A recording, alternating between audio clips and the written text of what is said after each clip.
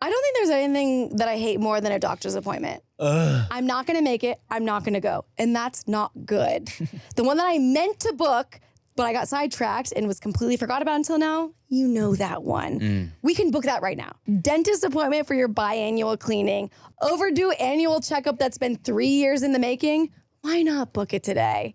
ZocDoc makes it easy to find the right doctor right now. And it's all online. So stop putting off those doctor's appointments and go to ZocDoc.com/tipping to find and instantly book a top-rated doctor today. That's ZocDoc.com/tipping. One more time, that's ZocDoc.com/tipping. Get better soon.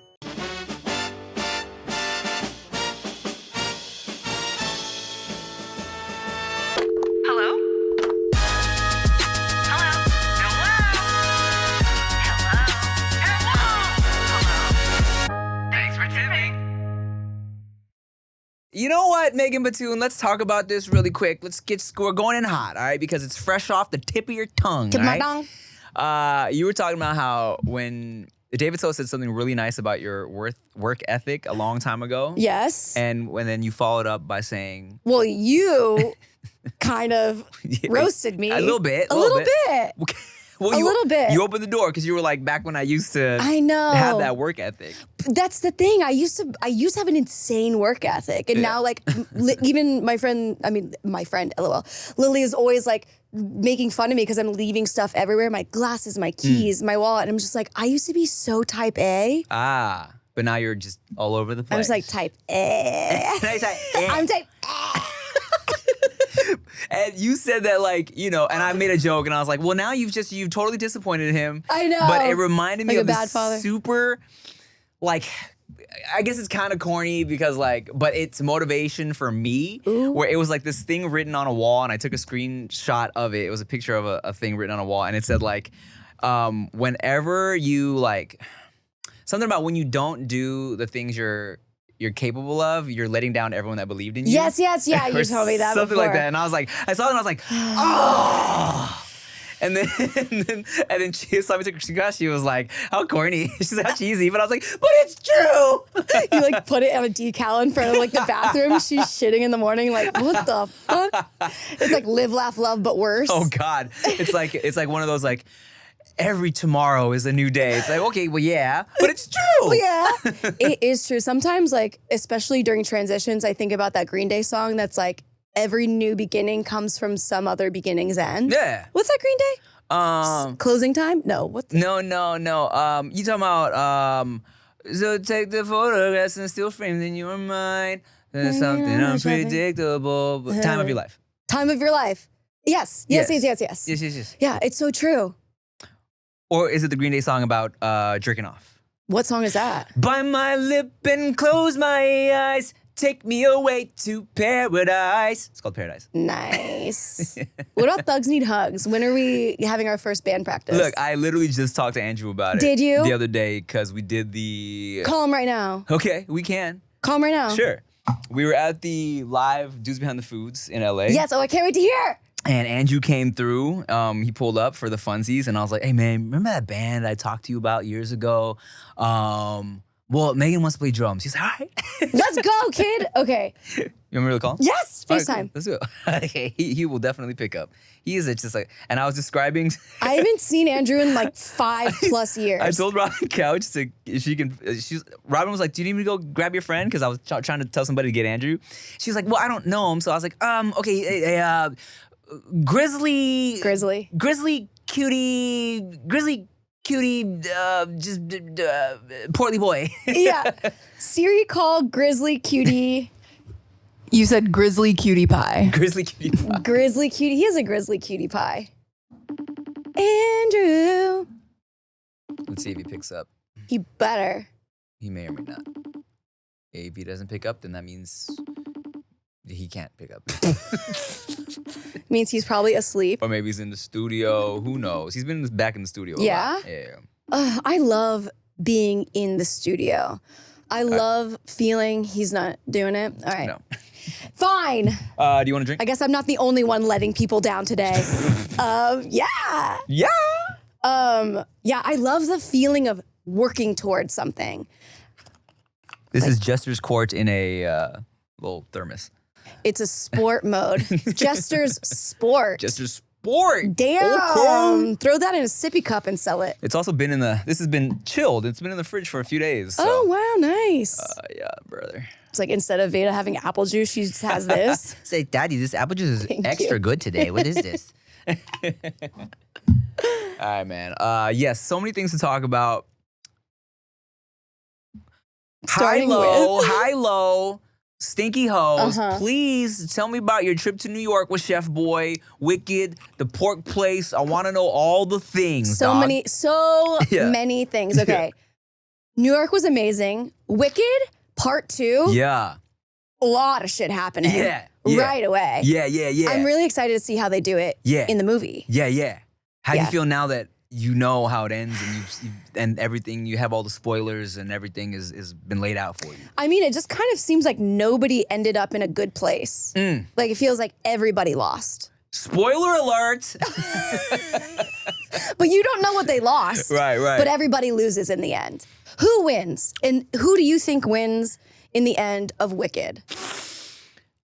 Well, you know what? Here's the thing. I haven't seen it in so long. I kind of have a all I remember is like one of the major reveals, and I was like, oh, that's really one of the main things I remember. I think I know which one you're talking about. Oh yeah, of course. And so, but as far as how it actually ends, I don't really remember. So don't tell me shit. Don't tell me shit. I'm gonna wait till November. I'm very hyped for it. All right. I can't wait. I want to watch them back to back. I mean, I've seen Me the too. first one so many times, but I saw this interview of John Chu being like, when you watch them together, it's a doozy. I think the fact that I think they'll for sure do another theater run like right before it comes out. 100p. Yeah, because like the fact that it comes out in November and they're already started advertising it. Yeah. 100% they're gonna go crazy on it, right? Well, I'm hyped. I'm glad you got to see it.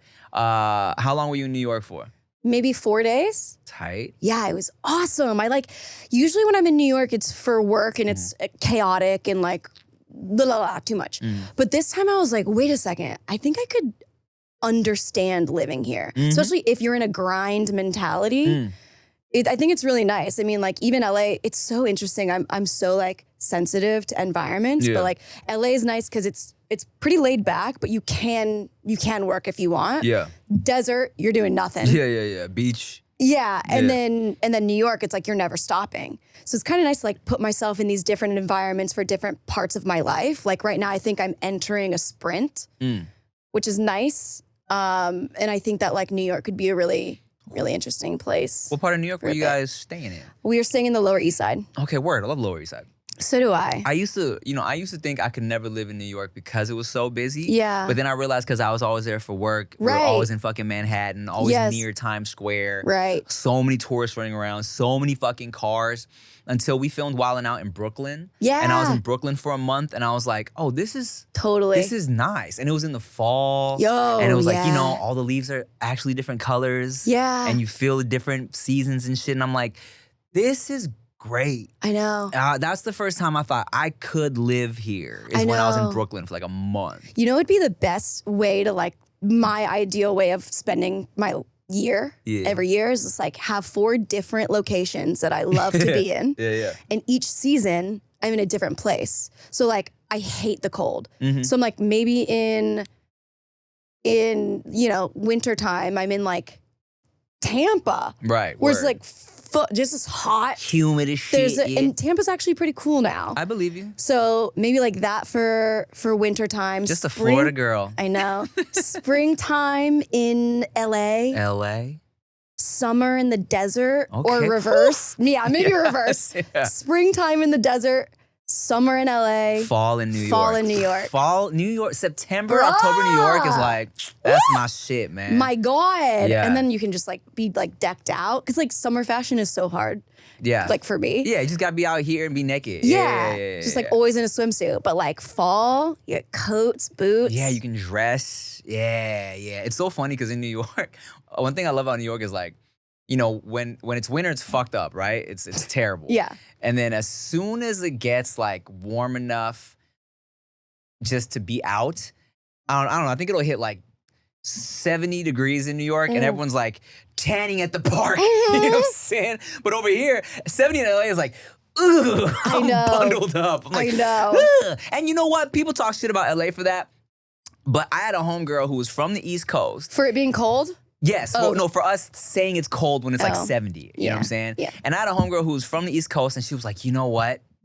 I'm changed now. Something has changed Within me. Yeah, because she's like, LA cold hits different. She's like, now I'm bundled at 70 degrees or 68 degrees because she's like, okay, yeah, it's cold in the East Coast, but she's like, now that I'm here and I feel the LA cold, she's like, I understand hoodie weather at 70 degrees. You know, she gets it. I love being bundled up. Like, what do you sleep at, your thermostat?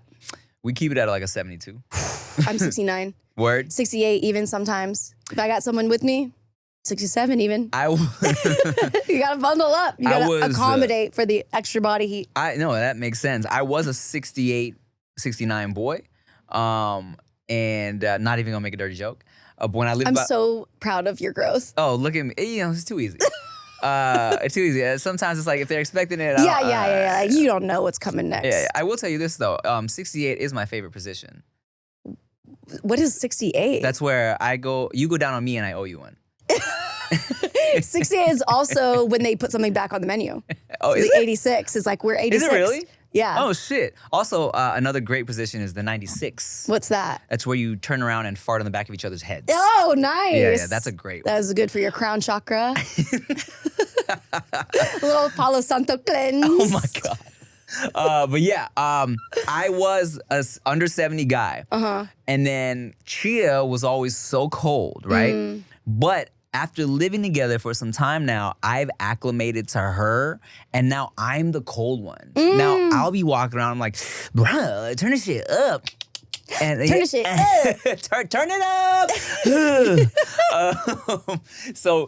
But here's what's a mildly annoying thing, okay? Because we grew up functioning differently, where when I was living alone, I like to keep my shit pretty warm inside, and then I just walk around like in my underwear. Yeah. Chia is like, keep it kind of coolish, and she's in the house in hoodies and sweats. And I'm like, and now I'm there because I've had to adjust, right? And plus, you know, we have kids, so I don't want to just be in my underwear all the time.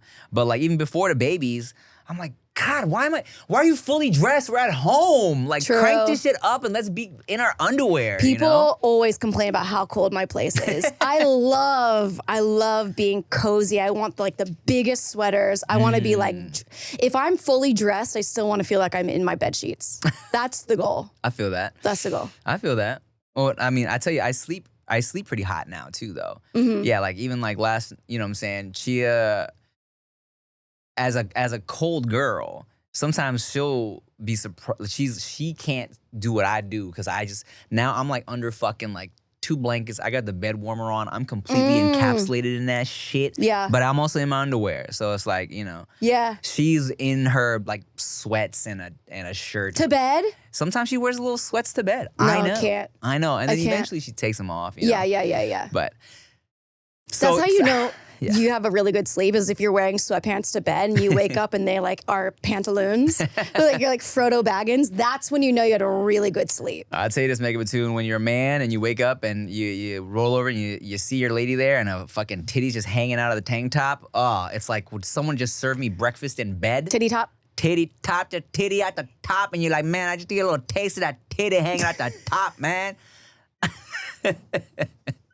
I get it. All right. So then, please, I was also very curious about the pork specific. Pork, insane. Do you remember the name? It's called DonDon. Okay. It's a restaurant in New York. It was only specialized in pork. Yeah. And we had like 6 different types of pork. Amazing. Pork belly, aged pork, dry, da-da-da-da. Poppin'. So fucking good. And that was pre-Wicked. So we went there before we went to Wicked. Dang. I know! And that was our first date. Oh, first official date. First 'Cause official y'all been date. hanging out. Yeah, I mean, our dates are like 3 days, like playing house. So it's like, they're not really dates. They're just like, oh, we're like, it's kind of going fast. Yeah. In like a very non-scary, natural way. I feel that. That's the best. Yeah. That's the best. And this past week, speaking of a low/stinky hoe, is like, we are reaching parts of a relationship that we are like having to deal with like teamwork right away. Okay. Like I fainted the other day. Okay. I was like walking to the room thinking right. I was lightheaded. Okay. I'm really queasy. Like if I go to the doctor to get blood taken, like I have to tell all the nurses like, Oh, you're a fainty ass girl. I'm a fainty ass girl. Oh, I didn't know that about you. Yeah, big All right. FAG. Well, sure. Moving on. So, yeah, I'm a fainty ass girl. And That's great. Actually, let's not move on. Let's sit on that yeah, for a let's second. sit on it. Let's sit on it. It's pretty good. I like that. Let's let that Yeah. breathe because Yeah. very funny. Let's actually change my bio right now. I'm a big FAG. Look, in stressful situations, I'm a big FAG, okay? I'm a big FAG.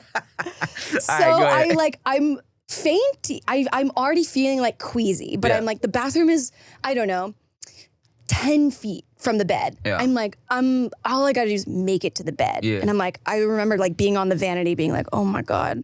And so I was like, great, I'm just gonna make it to the bed.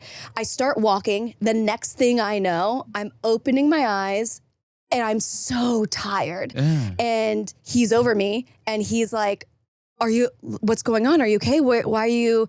And I was like, I'm in bed. And he was like, oh, no, you're not. And then I like came to and I'm like on the fucking floor, just completely fainted on my way to get to the bed. Why? What happened? I was so queasy. Just cuz? Well, I was like dealing with some girl things. Oh, and then okay. I was like, it was just like, I get so queasy anytime I have to do with like medicine or anything that's like bodily. Like, I can't even believe I make it through my period. If I ever gave birth, I might die.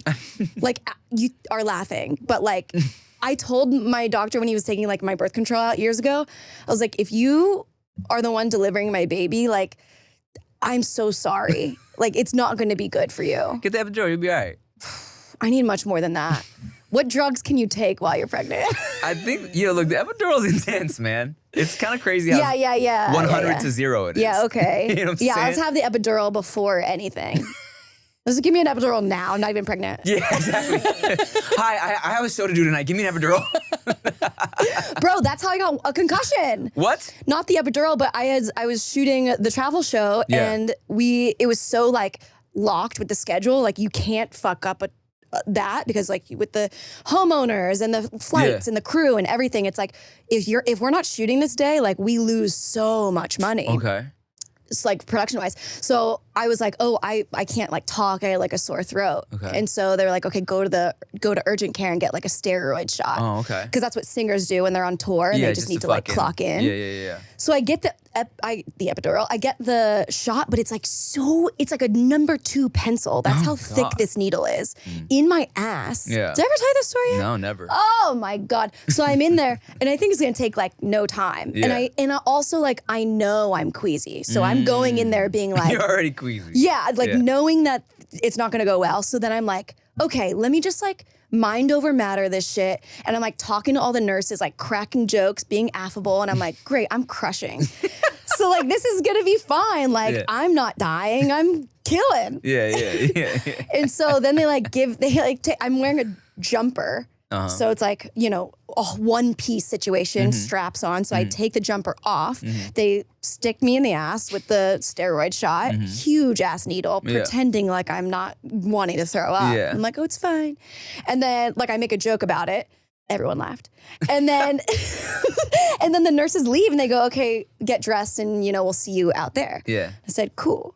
They leave. Yeah, okay, great. They're like, cool. They leave. I'm like, so then they leave, and I'm like, okay, we're fine. And I go down to my ankles to get like the straps, start putting my jumper back on, and by the time I get up, I don't know what happens. And the next thing I know, my head is just conked on the tile. I think from going down to up, like my equilibrium got. Whoa. It was so, I don't even know how long I was there, but like I was knocked out.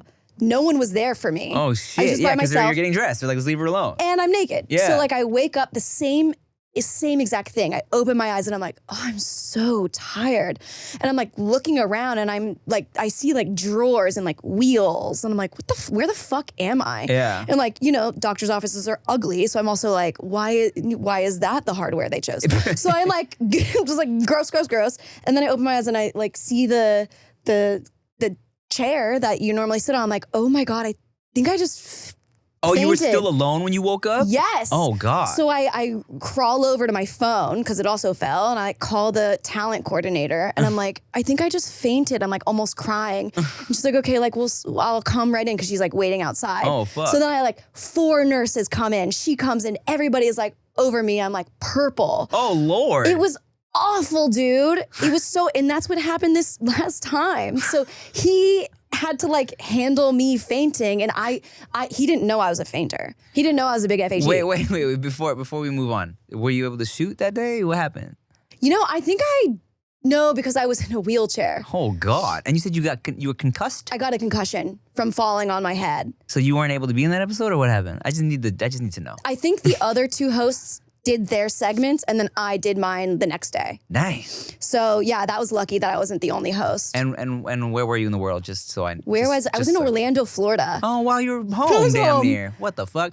Okay. Anyways, Chef Boy, you fainted on him. He's trying to figure out what's going on. He didn't know you were a big fainting ass girl. He did not know that, and so it was like put me into bed, and I was like, we were both so scared, and I was just like, okay, I'm gonna try to not freak out about this. Yeah. Let me just keep breathing in, out, close my eyes, ask for like a water on towel, like you know, but. Yeah, and then we like got through it together, and then he said I was green, like Lord. Elphaba vibes. Like I was Elphaba. After that was part 2. Wow. So yeah, that was an interesting situation, but it was nice to be like, oh yeah, you can like handle All right. bad shit. Well, he's a chef. He can handle high pressure situations. You're back there in the kitchen. That's true. Lots of orders coming in. That's you know? true. You're in the weeds. You're getting slammed. Yeah. Restaurant talk when Restaurant you're in the weeds. Well, I've never fainted in my life. Really? Ever. Have you ever broken a bone? No. We talked about this before. Yes. That's great. You've never fainted? I've never fainted. I maybe like passed out once. I got hit in the head with a basketball when I was like, I don't know, in 3rd grade. And then I quickly, like my eyes rolled back, and then I woke up a couple seconds later. But I've never been like, oh man, I'm thinking about it. Oh. All the girls in my family, we're all FHE. Really? FHE squad. Interesting. Oh yeah. Mm-hmm. That's crazy. I know. I did not know. Maybe it's hereditary. It probably is. Interesting. I wish I had other things that were hereditary. You do. We have lots of things that are hereditary. That's true. Well, that was fun. I was reviewing the last episode while driving here, and there's all this shit that I forgot about. I was like, oh, she went to New York. I was like, oh, the pork place. So I was just very hyped to get here and catch up. You know what I'm saying? I know. I was watching the last episode, and I was like, oh my God, that was when I didn't have any sleep. But I was like, okay, we're coming with new energy this time. Yeah, I love it. I love it. Very hyped. Well, I'm glad things are looking good. You know what I'm saying? They are looking good. And one thing I do like, because we don't live in the same space, so we like FaceTime, morning and nights. And what's been really helpful is like, in the morning, we'll FaceTime and it'll be like, okay, well, what do you want to get done today? And then he'll write the things I want to get done down. So I have like an accountability partner. Oh, that's nice. I'm really liking that. And I'm realizing that I'm getting more done if I talk to someone about what I'm going to do that day. Because like when I used to have assistants, like we would have to do that. Oh, word. But now that I don't, it's just like, I don't know. I know. I could do nothing if I wanted. Yeah. But it's like, okay, well, what are you gonna do today to get one step further? And so like, I'll say something for me, he'll say something for him, and then we'll recollect at the end of the day to be like, did you get this done? Accountability is nice. Yeah, how can we help you like actually get it done if you didn't? What got in the way? Well, damn. Yeah, maybe that's what I need for this script. Yeah, so I was wondering about that. About what? What? About what? The big ass word. The script? I'll tell you this. I told myself I would get it done. This is Veda's last week in summer school. And then it's back to like finding fun shit to do for the summer. So like, a little less time in the morning now. Yeah. So I've been trying to lock in all week, and I have been locking in. Sick. I went from like 60 pages, like 70 pages. Let's go. What does it look like for you to lock in for that? Like, do you have a coffee? Do you have laptop? What are you in? I want to know like how you set yourself up to get in the mode. Here's what was supposed to happen this week for most of the days, and kind of happened. The plan was I drop Veda off at school at 9 a.m. These summer days have been like half days. So I will stay in the area where I drop her off, go to a local like coffee situation. grab my coffee, grab a little fucking, I don't know, little bagel or something. Yep. Sit there on my laptop until 12:30 where it's time to pick her up. Nice. And I just sit there. Oh, that's great. And just force myself to try and just get shit written down. Go pick her up, put her down for a nap, go handle family things for the rest of the day until she is down at around 7, 8 p.m.-ish, and Q is down as well. Me and Chia try to get the kitchen cleaned up real quick, and then instead of being like, hey, should we start a new show or something this week? I'm like, okay, babe, locking in from, take my shower, and then from like 9 p.m. to midnight, 1 a.m., I'm trying to write again. You know what I'm saying? So that's what's been going down. Last night was an interesting one because I've been so tired towards like 11 p.m., which I should be, right? It's a long day, but I think the delirium has kind of caused me to write some cool shit. Totally. Where I'm like literally like dozing at my laptop, and then I like force myself back into it. Yeah. And then all these like crazy thoughts kind of come into my head. I'm like, ooh, that's fire. That's probably because you're like reaching theta state, which is like dream waves. Yeah. Where your brain and your imagination are just like blue skies. Yeah. Just had a nice little breakthrough last night where there was a specific moment that was just gonna be goofy, and then I found a way to make it just a lot more, just different. And I was like, ooh, this adds something. So shit's coming along. My goal was 80 pages, so I'm at 70 now. Okay, work. It's gonna be give or take a little more probably. And I think I'm on track, man. Hell yeah. And then after that, I was Googling, because there's certain things, I this is gonna get very like, script talky, but there are certain things I just wasn't sure how to phrase. Like, is this a match cut or an intercut? You know what I'm saying? So I texted my boy who's like sold a couple screenplays and got some clarification. And then I just was kind of unclear if my script is actually just, as far as like formatting it, if I'm doing it right. And I Googled if there's people who can like just format your shit correctly, and there is services for that. Great. So I feel like once I get my rough done and I do a run, just one more rework of it, I'm be like, hey man, hire somebody, be like, okay, make this look like a real script, please. Totally. Just structure wise. And then I'm down to have a table read, So. Fuck yeah. That's where I'm at. So trying to get that done by the end of the month.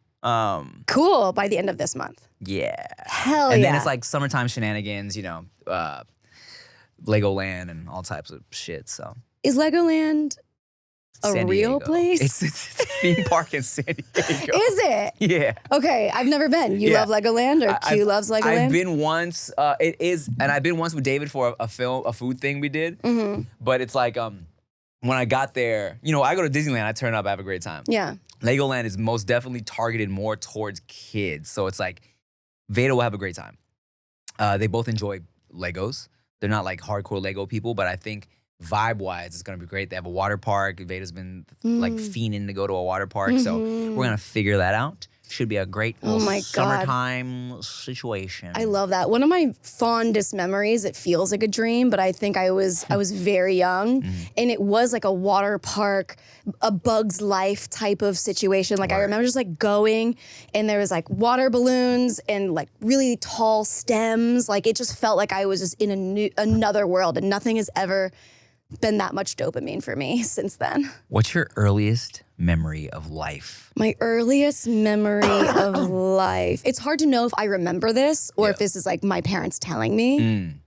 But there is a memory that I have of me dancing around to a song called Funky Cole Medina. Funky Cole Medina. Yeah. Any early memory of me is dancing. Because like we would do like 4th of July presentations or performances with my cousins and like go to Walmart and get like a bunch of like red, white, and blue shit and like cut it together, put beads on. Very Filipino of you. Choreograph something like Christina Aguilera, and then we would all do it. Fun. Before the fireworks. Fun. Yeah, what about you? Man, Earliest memory? I was in preschool like at 3, and I feel like there are many preschool memories I have.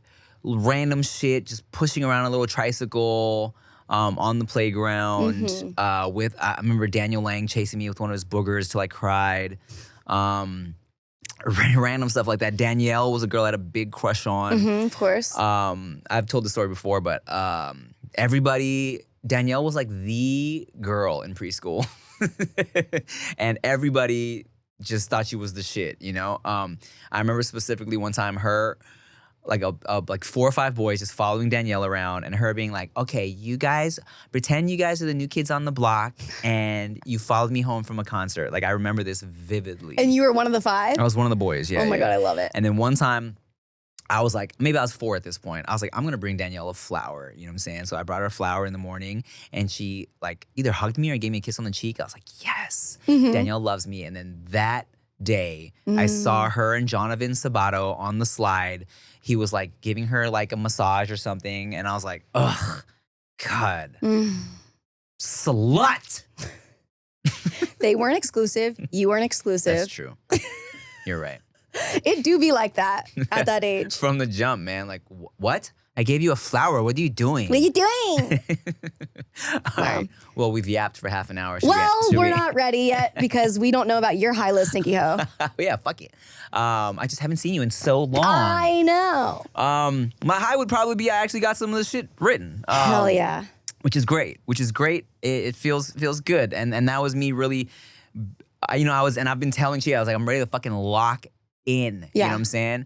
And my low would be, I've been switching up my creams and lotions and I got so peely. You love a cream and a lotion and you do peel. I do peel. I get so fucking peely. I'm trying to figure out, I went off my regular routine because that shit got me peely. So I was switching it up and using other ones and that just was fucking me up. So I just slathered a bunch of lotion onto my face today to try and like even out the peel. But that's probably the low. Stinky hoe would be... First thing that popped into my head was the meatloaf from Whole Foods is really good. Yeah? Yeah, surprised me. Okay. Surprised me. I saw this slab of meatloaf at Whole Foods. I was about to, I just got done writing in Whole Foods because they have an area where you can sit. Oh, okay. And I had my little coffee and I was like, I'm hungry. I should get some food before I go pick up Veda because I haven't eaten in several hours. And I went to the little hot bar and I was like, that meatloaf is kind of calling me right now. And yeah, let me tell you, pop it. Hell yeah. Yeah. Okay. Bomb. Nice. Do you remember that doctor's appointment? Don't get me started. Remember that doctor's appointment you were supposed to make a while ago and you never did? The one you were meant to book, but you got sidetracked and completely forgot about until now? You know, that dentist appointment for your biannual cleaning. Lord knows, I ain't been to the dentist in like 4 years, man. Yeah. Yeah, that overdue annual checkup that's been 3 years in the making. I'm also supposed to just get like a stool sample. Not for me. I'm trying to figure it out, man. It's a struggle out here, but I keep forgetting. Well, why not book it today, okay? ZocDoc makes it easy to find the right doctor right now. You'll probably be able to book an appointment before the end of this ad. Let's go. Do it, okay? Leave it to a professional. Look, I don't know about you guys, but my entire social feed is filled with different health trends like, I don't know, cottage cheese is a nutrition plan, red light therapy can solve all your skin problems. You should be slamming olive shots first thing in the morning. Slam it, baby. There's so many things I don't know, okay? But as I get older, I keep catching myself thinking I should go to the doctor more. And that's facts because everything hurts now, Megan Toon. Everything hurts, okay? But ZocDoc is a free app and website where you can search and compare high-quality in-network doctors and click instantly to book an appointment, okay? Appointments are made through ZocDoc also happen fast, typically within just 24 to 72 hours of booking. More often than not, you can even get same-day appointments. And look, once you find the right doctor, you can see their actual appointment openings, choose a time slot that works for you, and click to instantly book a visit. So stop putting off those doctor's appointments and go to ZocDoc.com/tipping to find an instantly book a top-rated doctor today. That's ZocDoc.com/tipping. ZocDoc.com/tipping. Ooh.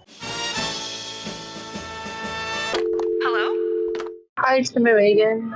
This is Jasmine from Sacramento. My question for you guys, how do you deal with someone that is afraid of commitment? I mean, the vibe and just hanging out with them is A1, but just the commitment of making it official is what's scaring them. Thank you, and So excited to see you, Tim, in Santa Monica. All right, bye, guys. Oh shit, fun. So that was was in Santa Monica. She went to the live show. Hell yeah, which we don't even know how it went. We didn't even talk about that. Should we talk about it? Yeah, just briefly. We'll get to the commitment. How'd it go? It was great. It was great. You know, me and David's live shows are very different from a No Chaser live show. No Chaser is a little more structured. We have planned games and things like that. Me and David, I do structure it a tiny bit, but the majority of it is just us getting up there and just fucking around and bullshitting and just so cool. talking to the audience. And I love that. Just being silly. You know I what I'm like saying? that. So it was a great time. Everyone says they had a great time. We spent more time eating on stage than I thought we were going to, because we do like a, hey, let's eat spicy food together. And it was kind of anticlimactic because I had Googled what's a crazy spice challenge in LA, because last time we did a live show, we had the Howlin' Rays shit. And I found a spot in K-Town, but everybody that came on stage was like, yeah, it's all right. It's kind of spicy. Oh, it And I just was wasn't like, God spicy enough. Damn it. Oh. I mean, it hit David hard. He wasn't even putting on for the audience. It literally, he had to take a moment because it hit him crazy. Yeah. But everyone else up there was like, I don't know, fucking spice experts or some shit, because they were like, man, it's not that bad. Spice experts. So, but it was a great time. We laughed. Wait, so you have audience members come up on and eat with you guys? Yeah. We're like, hey, who's down to, torture yourself with us? So we bring some volunteers up, and then we like do a couple bits, like we make up spoken word poems about people. Cool. We just kind of dick around for an hour, you know what I'm saying? Nice. But people had a good time. It was a great time. Super chill. Hell yeah. Yeah, so it was great. Sick. Yeah. Can't wait for the next one. If you want to go to the next one, San Diego, go to x1entertainment.com/DBTF. Or if you want to go to a No Chaser show next month in San Francisco, x1entertainment.com/No Chaser. Oh my God, I can't wait until the slash is tipping. Coming. No, it's coming. It's coming. Can't wait. That'll be so fun. I think so. All right. Okay. Commitment issues. I hate this. For one, I hate this. Yeah. Because guess what? What? I have just been in this situation where I have seen someone not want to commit Yeah. and seen someone who knows what they want right away. So the commitment issue piece of it is actually unattractive to me now. I get it. Like, and I understand like being avoidant or like being hurt or whatever. There's so many reasons why people can be commitment phobes. But don't waste my time. I understand that. And I look, as somebody who I never wanted to feel like I was wasting someone's time, right? But I have been there mentally where I was like, I'm just not trying to commit right now because I was fresh out of a relationship. Yeah. But I was always straight up from the jump because I never wanted to waste anyone's time. Right. You know what I'm saying? So if I was mentally there or not there, I'd be like, hey, look, I don't want a relationship. Let's just kick it if we're kicking it. You know what I'm saying? And if you want a boyfriend, then that for me, I would cut it off. Right. If someone even gave me the something that I perceived as like a subliminal cue that this person thinks it's more than it is, right. I cut it off when I was there. Because I just felt like I'm not trying to get messy. Right. You know? So I think what was happening in this situation? Do we know? Okay, so Hanging out is A1, but they're afraid of commitment. Here's what I would do if I really liked them and I knew that I wanted something. I would just be curious about why they are afraid of commitment and then talk to each other about that. Like if you want to be this person's partner, it's almost like anything that comes your way, it's like us versus the problem, not me versus you. Right. So the fact that he doesn't maybe want commitment is not like, what's wrong with you? I want this. It's like, well, let's get curious about this together. And like, we're on the same side. What's going on here? And how can we like maybe work through this and like break some walls down? I appreciate that approach for sure. I think that makes a lot of sense. I'll tell you this, when me and Chia first started seeing each other, I also was like, I don't want I remember. serious, you know what I'm saying? And without like repeating the whole ass story, but it was a situation where she was like, you know what? Yeah, I'm not gonna pressure you. If you need more time, take your time.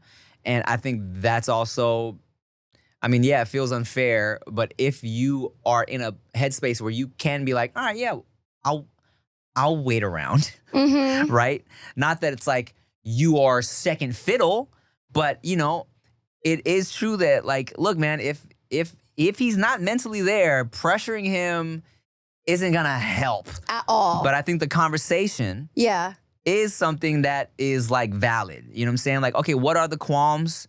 Is it just that you just don't want anything at all right now? Okay, so then you know what it is. But if there's some underlying issue where you're like, okay, can we work on this? And maybe y'all can come to something that works for everybody. Totally. Yeah. Yeah, I think definitely knowing what's going on is so fucking important. Yeah. Speaking of closure talks, I have someone that wants to have a closure talk.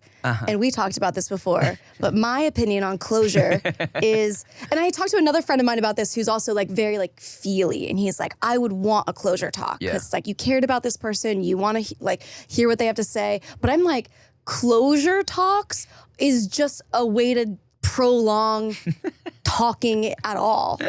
Like I'm like, I think time is closure.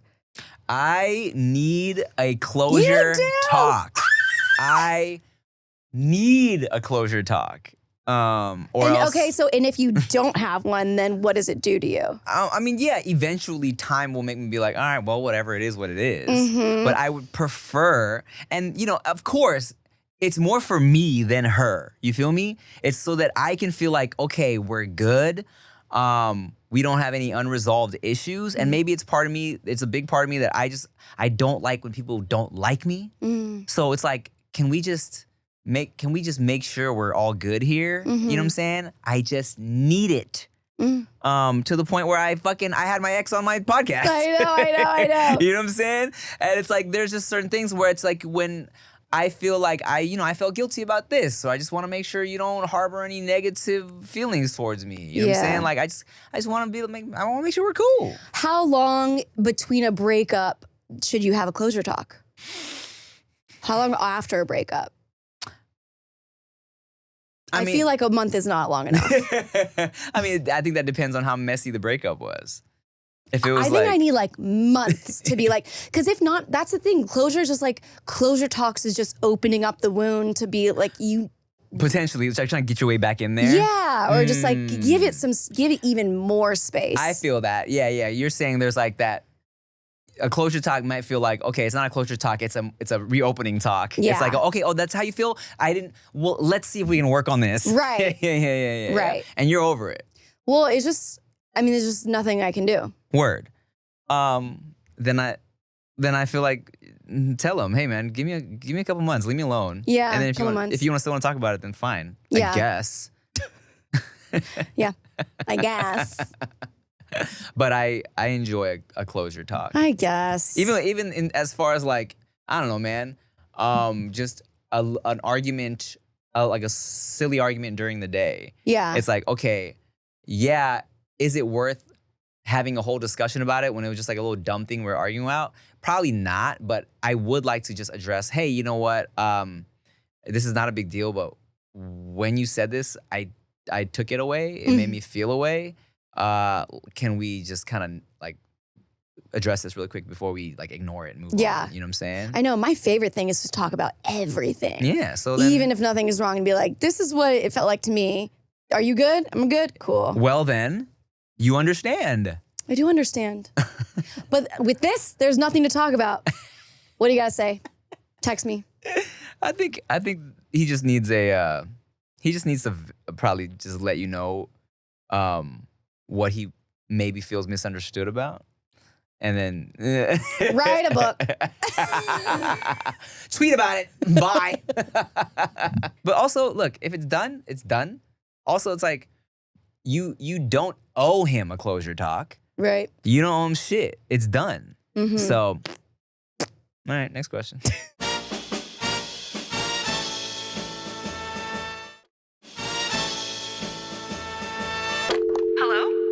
Hey Megan, hey Tim. My name is Ezekiel, and my question is on manifestation. So in my life, I've manifested some pretty wild things, such as my wife, such as going from being homeless, living in a tent, to now owning my beautiful home, 20 acres, beautiful, going from a toxic work environment, 9 to 5, to now being my own boss and having a pretty successful business. My question to you guys is, do you guys believe in manifestation? And if you do, what are the daily habits, the daily rituals that you guys take in order to manifest the success that you guys both have shown in your guys' careers? Thank you guys for taking my question. I love you guys. I love you guys' podcast.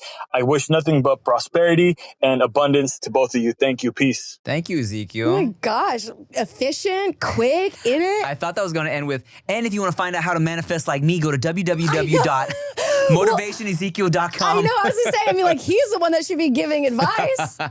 Well, good for you, man. Yeah, hell yeah. Blessings, 20 acres. God damn, where do you live? Yeah, the fuck, Antarctica? Damn. Yeah, $1 an acre.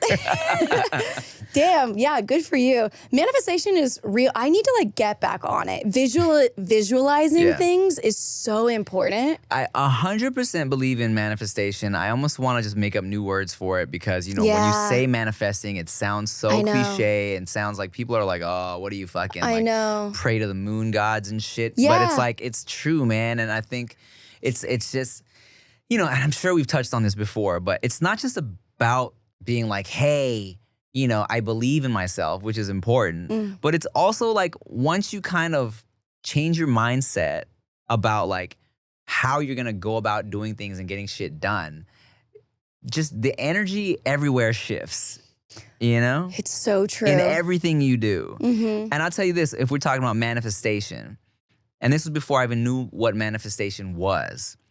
When I was a little kid, I don't know, junior high, high school, and people were like, and I had convinced myself, I told myself I was gonna be a successful entertainer.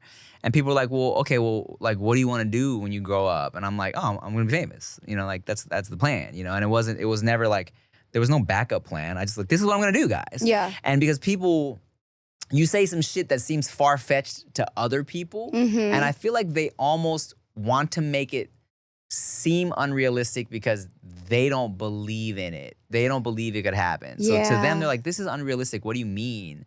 But then like, I would always look at it the same way where if, like, for example, my friend Bree, gynecologist, right? She's a doctor.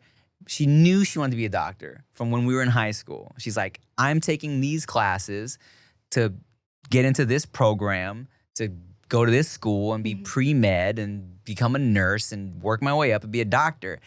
When someone tells you that, when they're like, I want to be a doctor, you don't go, oh, that's unrealistic. What's your backup plan? Yeah. But that's a crazy process. Right. You're in school for like 20 years, like after you graduate. It's like a long time, right? Yeah. For me, I looked at it like that. I'm going to put the proper things like on the list. I'm gonna like, I don't know, talk to these, get headshots, go on auditions. I don't know. I never took acting classes, but you know, I took an improv class. Like take this class and this class to like work my way into this industry that I know I want to be a part of. And I knew that if I kept going towards this thing, how could I not get there eventually? You know what I'm saying? So it's like, as far as manifestation goes, I think it's not like, oh, there's this crazy thing I'm gonna do, and it's just like, hey, there's this thing that I'm working towards, and I'm gonna keep working towards it. You Absolutely. know? I know. I think like with manifesting, I think the part that like is the most important when I was like learning how to do anything of like controlling my mind is like feel like you already have it. Yeah. Like if you're auditioning for something or you're going on like a job interview, like feel in your body, close your eyes, feel in your body like you already have that job. Like if you're in your car, you're on the way to your job, and just act as if you are in alignment with that reality. And energy is real. It just, when you start acting that way, the world is like, word. Yeah. It's like taking your lead. It's almost like you ever been car shopping and then you think, wow, you know what? I've never seen the Mitsubishi Galant before. Yeah. I like that car. Maybe I'll get that car. And then all of a sudden you're seeing nothing but that car on the road. You know what I'm saying? Bader-Meinhof phenomenon. Bless you. Thank you. Wait, what is that? That's what that's called. Once you're cognizant about something, that's what you're gonna see. It's like an attention bias. Word, totally, right? Yeah. Where it's like, if you're not in that mindset, like people will look at me and say, I'm kind of delusional, but I think you need a healthy. That's what it takes. Yeah, though. you need a healthy delusion, right? Where it's like, or unhealthy. to get you there. Delusion is like will get you farther. Yeah, than delusion and consistency. dude. Those two things together, you'll never fail. That's facts. Never fail. And also because when you have that sense of delusion, yeah. and we've said this before, there's no such thing as failure. Right. Because you're like, every time a deal doesn't work out, right? And we've talked about this, I'm like, oh no, that just means something else is coming. That means Absolutely. something bigger is coming. That means, Yes. I wasn't supposed to have this. So it's like, in my mind, I will never lose because everything is setting me up for a win. I know. I also heard this thing is like no stands for next opportunity. Oh, fire. Right? Like, I love how corny that is. I love it. That is like, oh, that's my type of fucking corn My right type there, of dog. I corn. love it. Elote shit, know. dog. I fucking love that corn, fool. Save me another piece of that corn, dog. Oh, I love that. Next I like it too. opportunity. That's so fun. Next opportunity. I love that. Yeah, so to answer your question, which was just a flex, To yes. answer your flex Manifest comment. that shit. Look in the mirror. I do that shit too. Not like in the mirror, like, yeah, you got this. But I do like when I'm hyping myself up for an audition or something like that. I'm like, you got this, bro. If I'm nervous, I'm like, stop being nervous. Stop being a little bitch. You got this shit. You're a fucking boss. You know what I'm saying? I do that shit, Ooh, that's good. Yeah. Maybe I'll try that the next time I'm nervous. Because like nervous is like you just care about something, right? Yeah. So, and you can like channel that energy into excitement. It's like the same thing. I think anxiety and nervousness can just be switched to excitement. I don't know how to do that yet, but I do know that it's possible. And I got to figure that out before some live shows. A scream helps. A scream? I do a lot of like, when I'm feeling just nervous jitters before a live show or whatever, performance, I go, woo! Yeah. And it kind of like, and it gives your energy a place to just, Ooh. but then they also get you hyped, you know? Yeah. Oh, I like that. There's something, when I was in the desert, there was this like yoga teacher and she would do this thing called Feldenkrais. That's a sofa from IKEA, yeah. Yeah. I'm not sure how to pronounce it or what is it called, but it basically is like grounding yourself. So it's like, you know how toddlers will like tantrum and they'll be like, Yeah. That's actually regulating your nervous system. Interesting. So there's like a thing that they do in Feldenkrais where you just like kind of like put all of your energy into the ground. I'm going to stand up and do this just for you so you can understand. Uh-huh. So you can just like, LOL. You can just like go like this a lot for like a while. Okay. And then you stop and then you observe. You stop and then you observe. Yeah. And try this next time, like I don't know, if you're in the shower, you just remember, just like push. Oh, if I do that in the shower, it might hurt a little bit. Just slipping. No, it's just the balls slapping against my leg. Oh my God. Slapping against the drain. The ball's just going back and forth on the floor and ceiling. and then you feel you observe. Yeah. But it's really interesting because you'll do this for a little bit. The first time I ever did it, I was like, what is this? Like, this is a little kooky. Right. But then she was like, okay, now stop and observe. And like, I feel like if you just like, your spine elongates and you start feeling buzzing all in your hands and it feels so good. Okay. So I think I would do that. And then also like a power pose, like just like a full, like legs out, hands akimbo. That is hilarious, but I'm not against it. Yeah, Power pose. I used to date that comedian that we were talking about, the last one. He would always do a power pose before he went on stage. Here's what I do. Similar vibe. Okay, it's not a pose, but I do when I'm hyping myself up. I do a fucking like. Yeah. Yeah. It's like Wolf of Wall Street. I do that shit. I'm like, are you guys ready for this? That feels good, yeah. Fucking go. You know what I'm saying? Go. Because look, man. No, that feels really powerful. It's like it's the energy, it's the literal vibrations. Yeah, no, it is for sure. And I think everything, like what you were talking about and that, it's like, you kind of have to find a way to take whatever energy and then make it like grounded in reality. You feel me? Where you're like, I feel this shit in my body. Yeah. I'm hyped. I'm gonna our show's gonna get picked up. I'm gonna finish this script. Phase 4, Q3, we going in. Phase 4, Q3. Oh, phase 4 is my life that I was telling you about earlier. Oh, that's your life path number or whatever? No. Remember when I was like, okay, Phase 4. the Yes, YouTube, the YouTube chapters. years, the Yes. chapters. So I'm looking at this as like phase 4, the next. Well, that kind of makes sense. I mean, if like with ages, like decades. Yeah. Phase 1 is like 10, phase 2, 20. I mean, that's not really how it worked out, but. Something like that. Something like that. Yeah. We're making it happen, making it tune. Wow. I'm very just hyped for the future, the Me near too. future. Me too. I feel good. I hope, no. I was like, I hope I'm not like jinxing it, but if we're talking about manifestation and like visualization, like I can so easily visualize us having this show. Definitely. And I hope I can't wait to see it. I know. Oh, they said it's supposed to air in September. I know. Wait, you guys, everyone listening and watching, Just in case. What? Should we have like a watch party? Ooh. It's gonna air at 1 a.m. is the issue. Oh, like should we have like an in-person watch party? Yeah, That's because, lit. Right? Because if we just like hang out for a couple hours, like a live stream, we hang out for a couple hours, we have some drinks, and then it airs at 1 a.m. and we watch it together on Twitch or whatever. No, let's have YouTube. Let's go to have an actual venue and have a watch party. Lit. Yeah, that'd be easy. Yeah? Yeah. Where would you do that? I got homies with lounges and bars and shit. I actually just a lounge just DM'd me saying like if I wanted to do an event.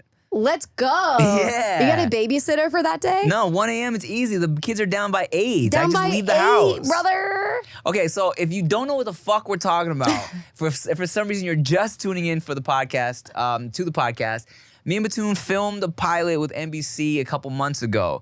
It will air. Correct. Well, according to the entertainment gods, it will air in September. Okay. After SNL. Yes, and so the future of it just kind of depends on how the first one does. Yeah. But what if y'all came to watch it with us? I know. Oh my God, fun.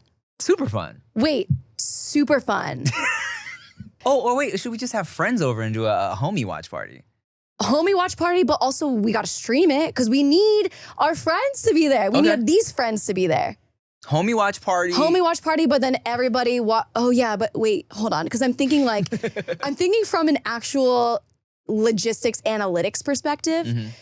We have to have a bunch of people watching on their own separate TVs for the numbers to matter. Oh, facts. So if we had a watch party collectively, then that would only technically be one viewer. True. So maybe it is a stream and everyone watches on their TVs. On their TVs, yes. The only way you're allowed to get into the stream is if you show us on your TV, or else we're kicking you out. Well, yeah, man. Stay tuned. Hey, Megan Batoon, thanks for tipping. Tim, thanks for tipping as always. Where can they leave us questions? That's going to be speakpipe.com/thanks for tipping. Keep sending them. We'll keep answering them. Bye. Bye.